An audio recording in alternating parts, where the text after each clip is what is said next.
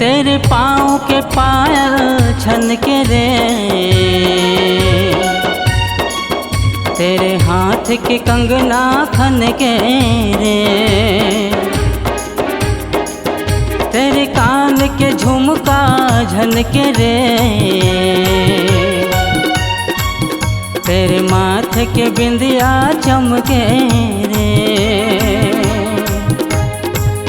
तेरे पाँव के पायल छन के रे, तेरे हाथ के कंगना खन के रे,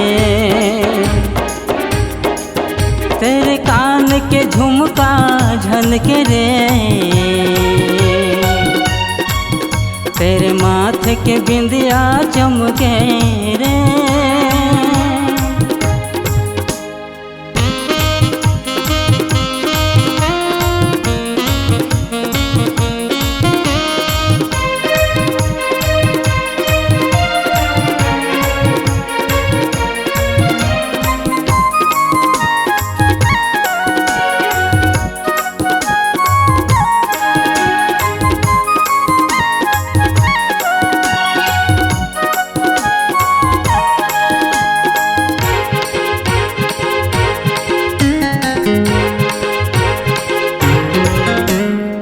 आँखों के काजल है बहके बहके, होठ गुलाबी गुलाब जैसे, गोरी तोहरे लचके कमरिया हिरनी जैसे चाल है।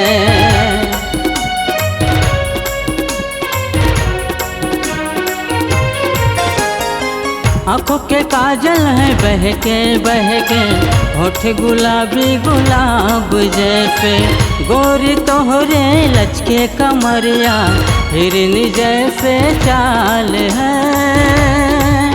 तेरे पाँव के पायल छन के रे, तेरे हाथ के कंगना खन के रे, तेरे कान के झुमका झन के रे, तेरे माथे के बिंदिया चमके रे।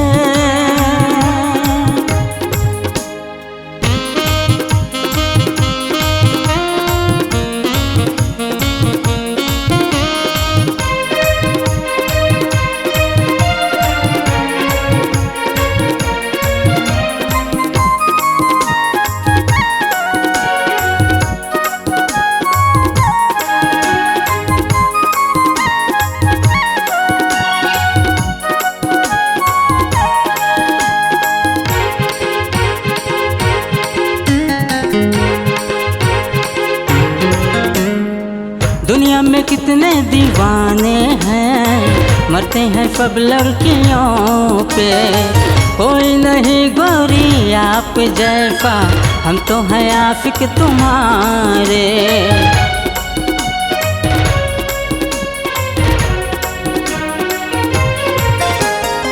दुनिया में कितने दीवाने हैं, मरते हैं सब लड़कियों पे, कोई नहीं गोरी आप जैसा, हम तो हैं आशिक तुम्हारे। तेरे पाँव के पायल छन के रे, तेरे हाथ के कंगना खन के रे, तेरे कान के झुमका झन के रे, तेरे माथे के बिंदिया चमके रे, तेरे पाँव के पायल छन के रे, तेरे हाथ के कंगना खन के रे, तेरे कान के झुमका झन के रे,